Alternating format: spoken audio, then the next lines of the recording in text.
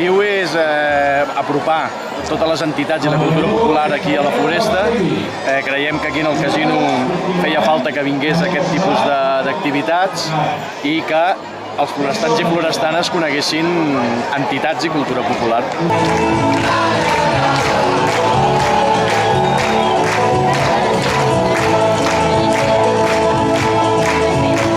La valoració és molt satisfactòria, molt.